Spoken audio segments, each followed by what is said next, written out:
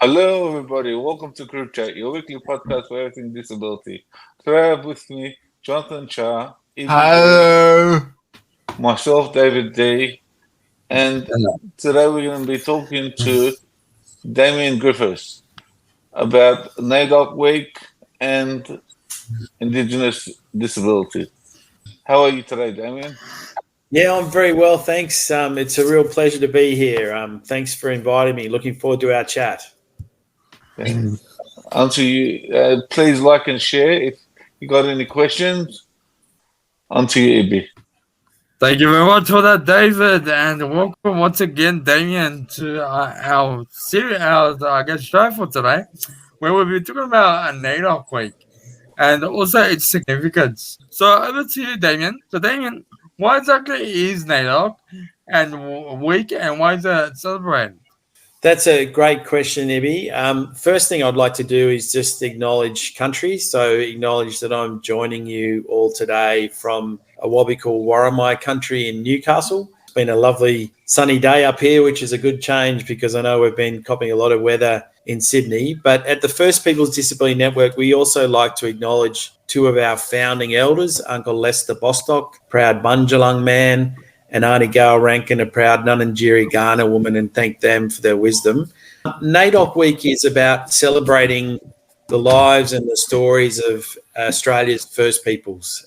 And it's really critical that we honour our elders, including mob with disability, during this week. And this year's theme is a really important one. It's called Keep the Fires Burning. And it's a really important message, particularly after the referendum result of last year, where it's so important that we keep fighting for the rights of all First Nations people, but in particular First Nations people with disability. And it's been great this week to have the opportunity to talk and participate in community events in various places around the country. A number of our staff have been doing that, and we're very grateful that you've given me the opportunity to come along and have a good yarn with you fellas.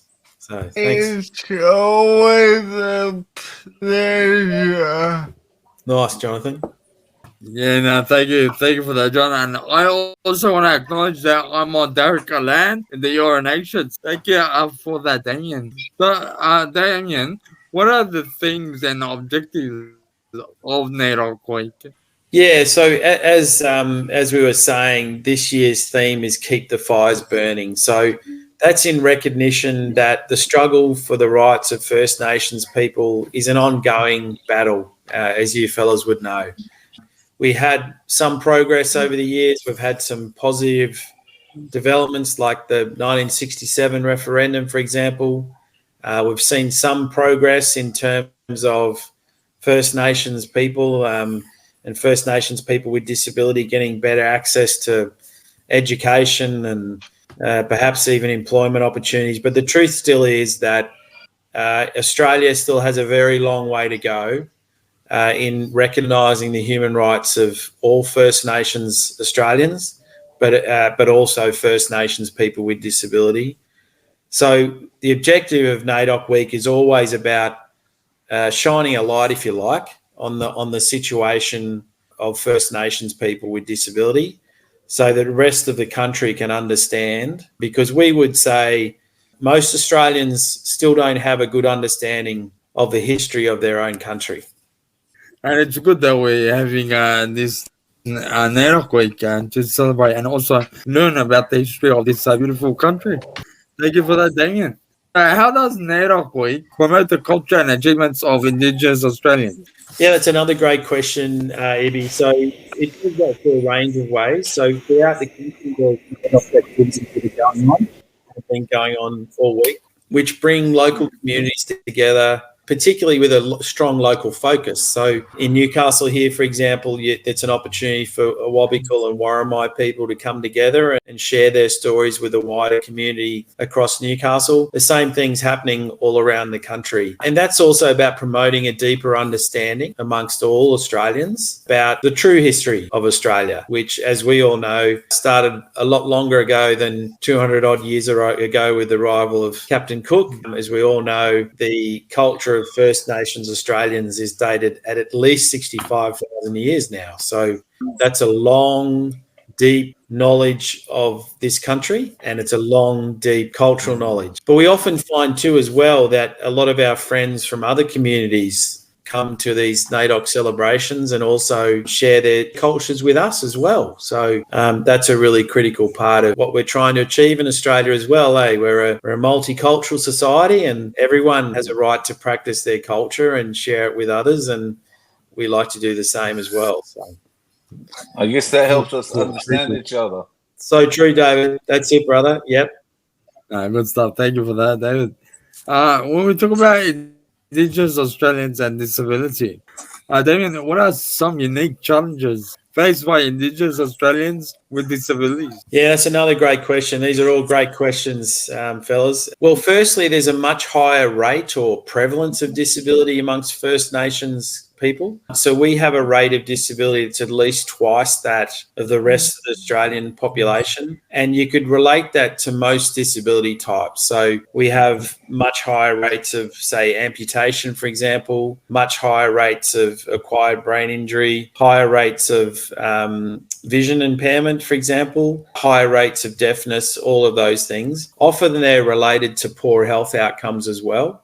Most First Nations people with disability live in often extreme poverty as well, particularly those First Nations people with disability who are living in regional remote Australia. There's high rates of homelessness. There's equally high rates of overcrowding, where people, it's not uncommon in regional remote parts of Australia where 20 or more people can live in a home, for example. There's also the unique challenges of a lack of really any meaningful services, so particularly in regional remote Australia. So half of First Nations people with disability live outside of the large centres, the urban centres in Australia. And that means that accessing supports, services is very, very difficult or non-existent at all. So they're some of the unique challenges. We also have very high rates of psychosocial disability, so mental illness, things like depression and anxiety and post-traumatic stress disorder, for example, are very common, as they are in some other cultures as well. So the challenges are unique we're often talking about very serious violations of human rights. So access to food, access to shelter, and that's particularly the case in regional remote Australia. And most Australians haven't had that experience. They haven't been out into our regional remote communities enough to see how serious the issue is. But, yeah, there's a lot of unique challenges. Is there no way of preventing that by education? Yeah, that's definitely another great question, David, definitely. So takes both ways, if you like. One of the things we need to do, and what we do at the First Peoples Disability Network, is try and educate our own people about their rights and entitlements, particularly our own community members with disability, so they can start speaking up for themselves. But equally, we need the rest of Australia to understand and start to learn more about the history of this country, That's something that is still a problem. If I think about when I went to school, I'm 52 now, and I'm sure some of you fellas could probably relate to this, but when I was at school, and which was in the 80s, when I finished school, there was no mention of blackfellas. Hardly a mention of blackfellas. I can think of one or two isolated stories, but, the history, when you learn history, it started from when Cook arrived, and even then there was no real mention of blackfellas, But if I look at my daughter's experience at school now, it's quite different. They do acknowledgement of country, and, there's been some progress. Mine too. My daughter also told me that all we do is learn about Aborigines at school.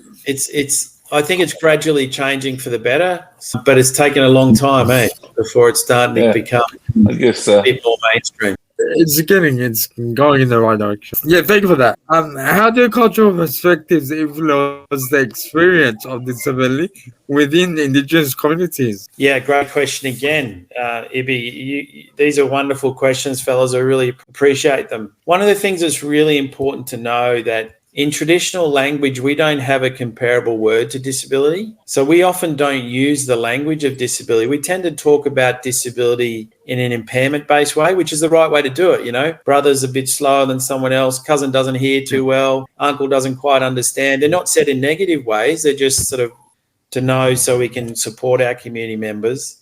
The other thing is we've always known disability as part of the human experience. And the way we can prove that is that there's been a fairly recent discovery of in a major archaeological site in Lake Mungo in New South Wales, where they've discovered, some archaeologists have discovered what they say is a single male footprint. And the theory is that this is a one-legged man who's also using a stick and participating in a hunt, they believe, and actually moving at significant speed. And they actually have dated this single footprint at 25,000 years old.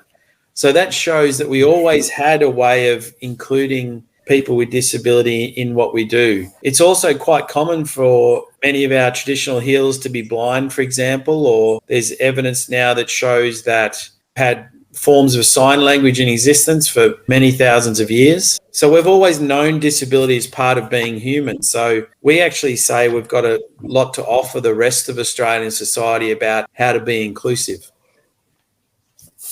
Interesting. David, can you share some statistics or facts about this prevalence among Indigenous Australians? Yeah, so the 2019 census concluded that 45% of First Nations people have some form of disability or long-term health conditions. So, as you know, if we take the Australian figure of 19% of Australians can be considered as people with disability or having a long-term health condition.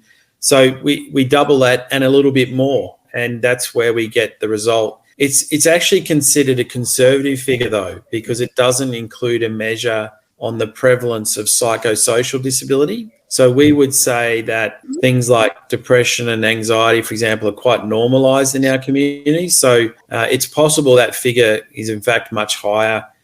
We have a much higher rates of diabetes, for example, much higher rates of other sort of glaucoma, for example, otitis media, which is glue.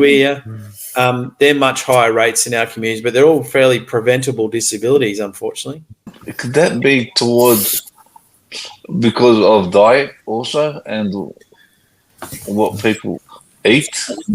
Definitely, David. Definitely. So as access to traditional foods has changed, it's meant that people's diet has changed for the worse, really. And that is definitely a factor about the increased rates of diabetes. So, the introduction of Western food, has caused that. It's quite common, actually. It happens as well in the Pacific as well, where traditional foods and traditional diet has been sort of overtaken, if you like, by, we're all guilty of that, the junk food and all that kind of stuff, and that's caused problems as well. Thank you for that, Damian. Now, focusing on your personal stories and experiences, can you share your personal story and experiences as an Indigenous Australian with a disability? Yeah, sure. So I grew up around a profoundly hearing impaired grandmother. So for me, disability wasn't anything particularly unusual. It's just how Nan. It's just Nan. That's Nan. But I did see the isolation she experienced and how dependent she was on us as family to support her. I've also got a diagnosis myself of a lot of these wonderful labels, but generalized anxiety disorder, panic disorder, OCD, and all those sort of labels. I'm luckier than most mob, though. I can manage that quite well. I can get access to good supports, the medication that I need, and that helps me a great deal. So I'm luckier than most First Nations people with disability because I can get access to those supports. A lot of our mob with psychosocial disability can't do that. So, but that has informed me as well that a lot of us move through life with various mental health challenges, if you like, and being able to get support for it makes all the difference in how you can move through the world. Thank you for that, Damian. Thank you for sharing. How's your cultural background influenced your experiences of disability? Yeah, so it's we like to say in our communities is disabilities will sort of come as you are, really.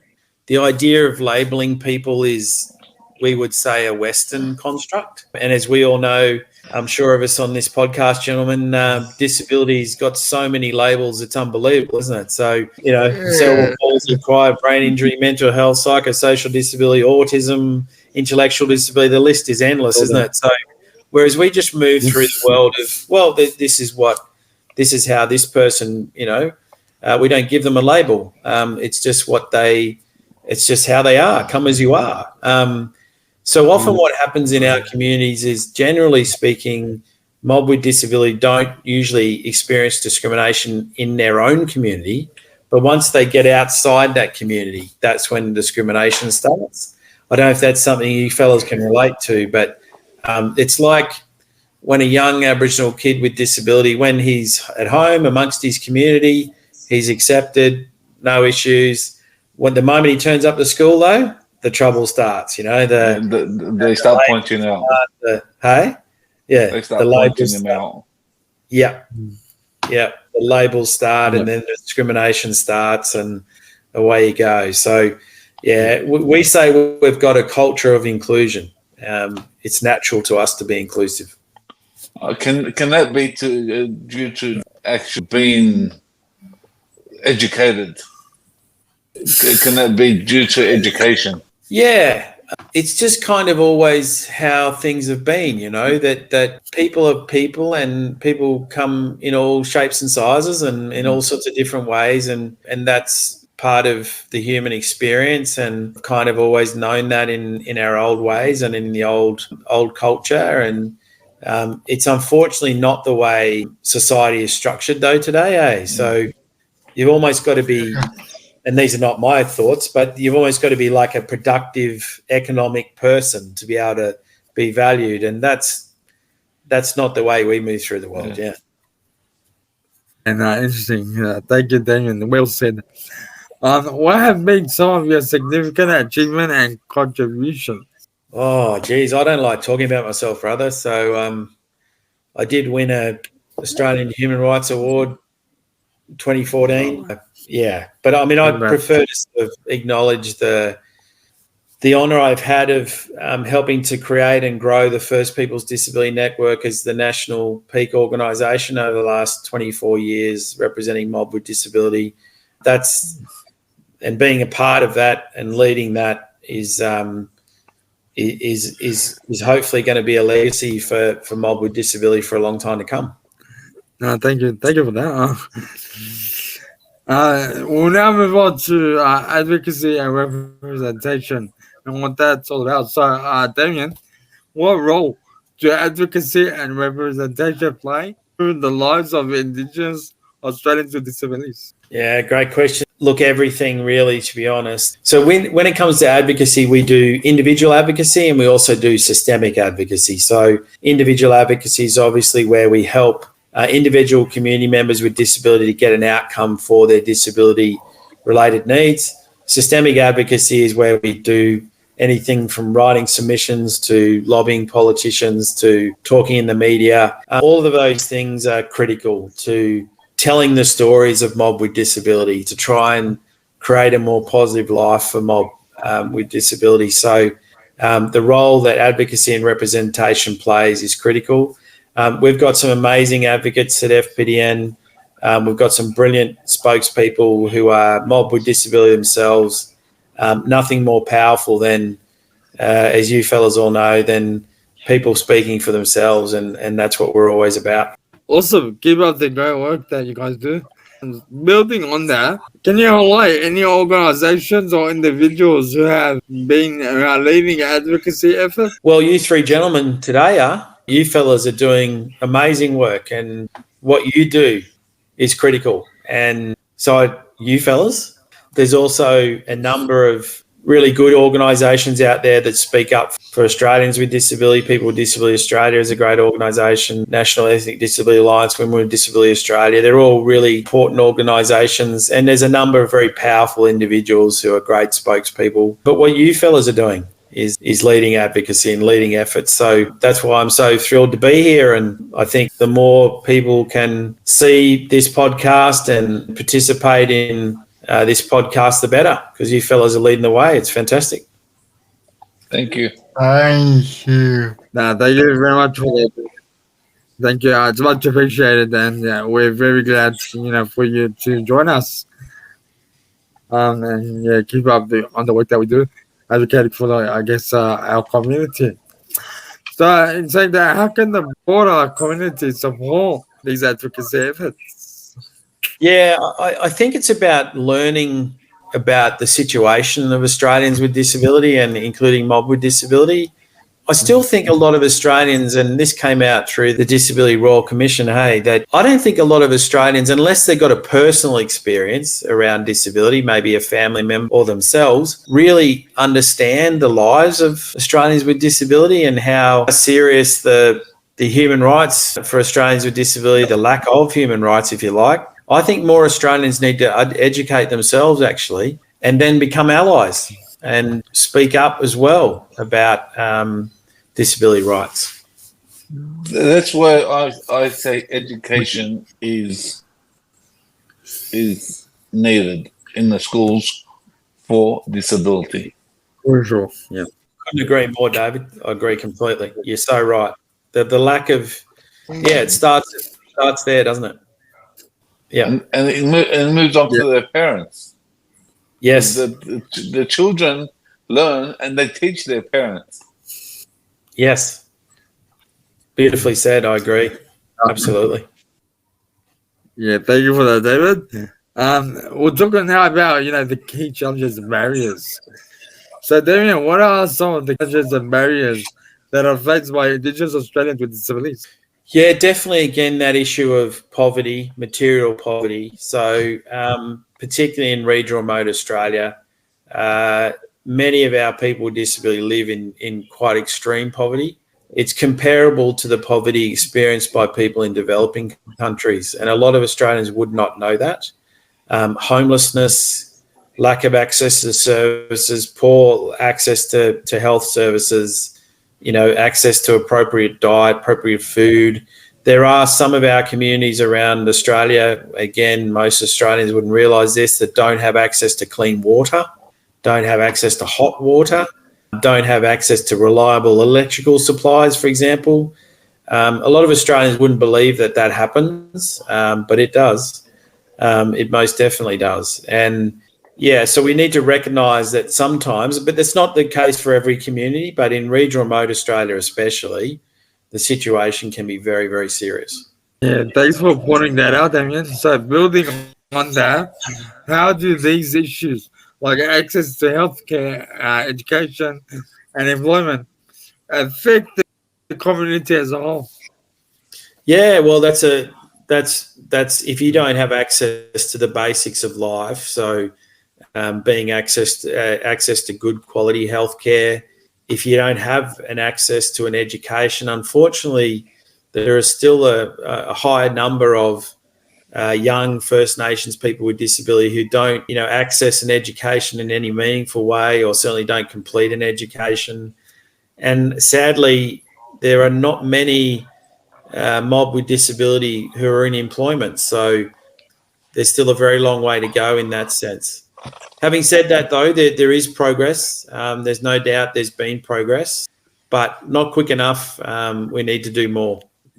Talking about that, what can be done to address these challenges and promote equality? Yeah, so we need more investment into healthcare, health supports. We do have a number of what are called Aboriginal community-controlled health organisations that are located all around the country, and they do a vital job. They do a really critical job in improving the health outcomes of First Nations people. But we definitely need to have a more accessible education system. That relates to all young kids with disability. That's not just for First Nation children with disability. All Australian children with disability have a right to an education, and unfortunately the education system still has a long way to go in providing, properly accessible education, which I'm sure you fellas would agree with. And we need to address the very serious poverty that experienced by many First Nations people, particularly mob living in regional remote Australia. Yeah, for sure. We'll say that, Damian. I totally agree. We'll go back to, celebrating NAIDOC Week and what that's all about. Celebrating achievements, contributions, the amazing work that advocates are doing out there. Damian, can you share some success stories and achievements of Indigenous Australians with disabilities? There's so many, and you fellas would have stories as well in the communities that you represent, I'm sure. But I can think of so many of my colleagues and leaders over the years who are First Nations persons with disability who are achieving extraordinary things. My good friend Jake Briggs has set up his own.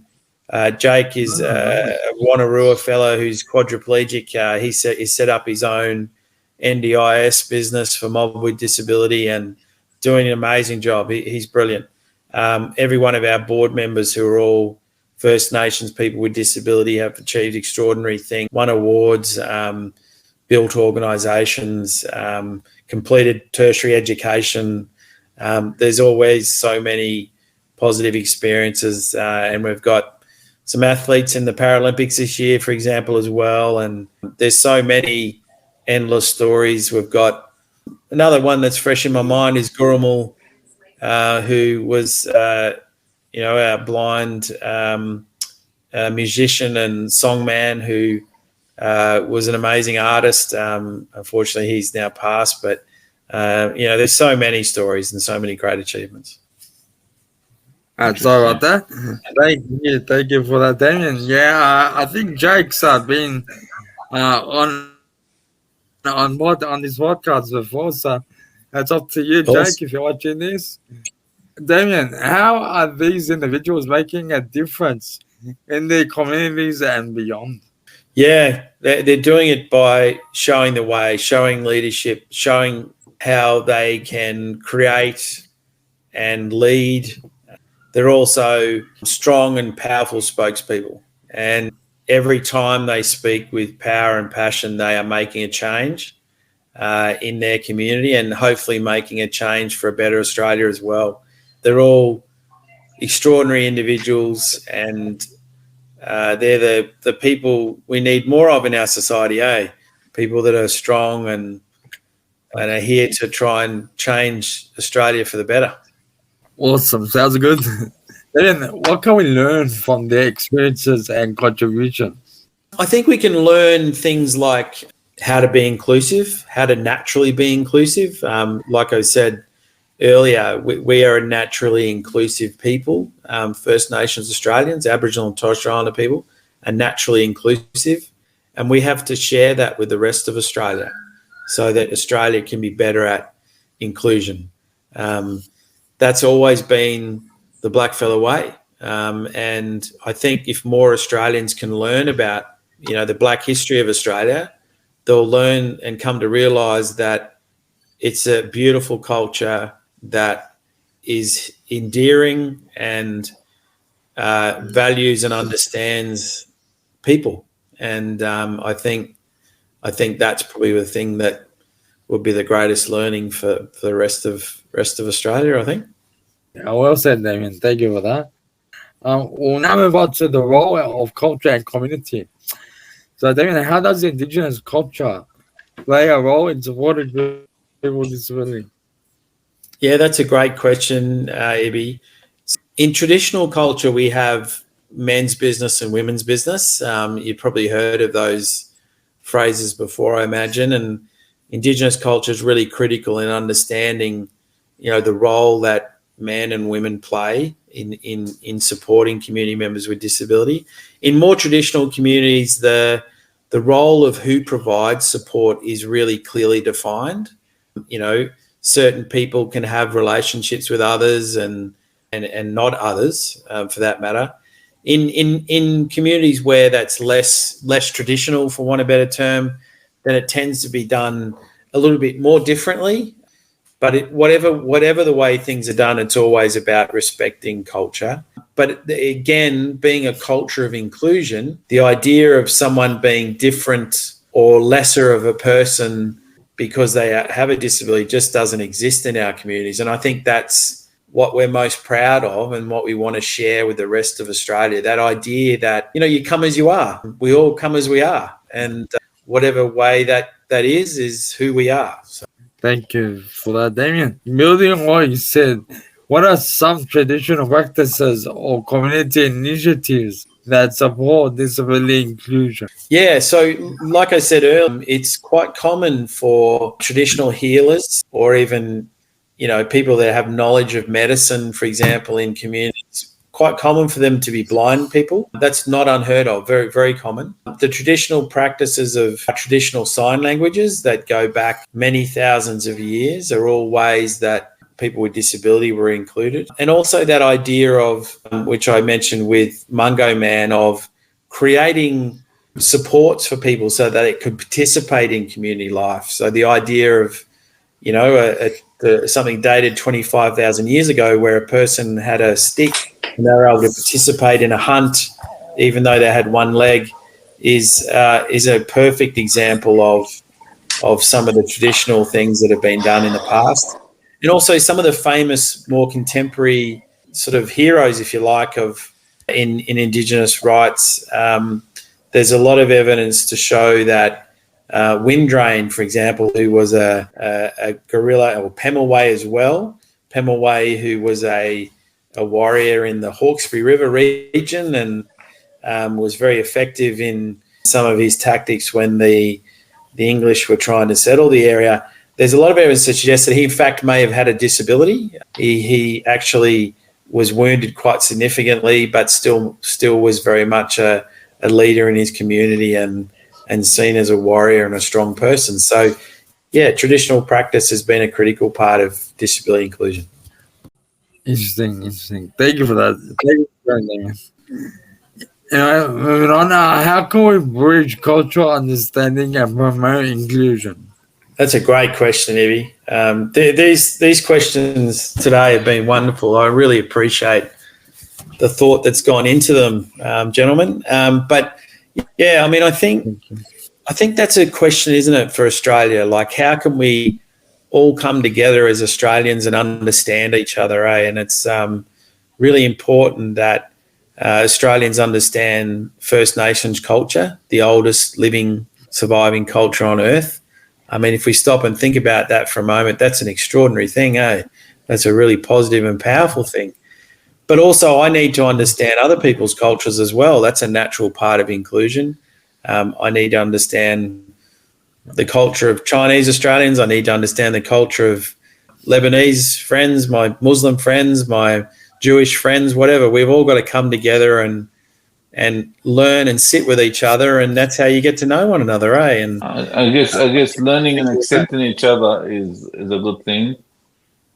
Exactly. Sure is. We've got more in common than we don't, eh? You know what I'm thinking of? Is there an actual cafe that has Aboriginal food? There's been a few restaurants established over the years. There's a couple in Redfern that are off the ground again. I think they're up and running again. There were a couple of restaurants down in Melbourne that did quite well. I think they're still around. And in more regional parts of the country, you definitely do find cafes run by Aboriginal people. Not so much in Sydney, unfortunately, but there's a few around. Yeah, exactly. I was actually a funny story. I was just out in Burke last week, and we were having some emu and kangaroo, and it was good. Yeah, it was good. I haven't had emu before, not too many times anyway. But it's there's a lot of interesting. It's interesting too. There's more and more mainstream restaurants starting to embrace traditional food. Like you see it around a bit more now, like your finger lime stuff or your lemon myrtle. Yeah, and all that kind of stuff. That's it. Thank you for sharing, Damian. So we're now going to looking ahead, so our future direction. And so, what are your hopes and aspirations for the future in terms of disability inclusion within Indigenous communities? I would hope that our culture of inclusion, the natural way that we are inclusive of our own community members with disability, can be shared and learnt from by the rest of Australian society. That's what I hope for. But I also hope that our people, First Nations people with disability, get access to education, like we've been talking about, get access to good health services, get access to the supports that they need and they're entitled to, and that their human rights are recognised and that they get to live the life that they want to live.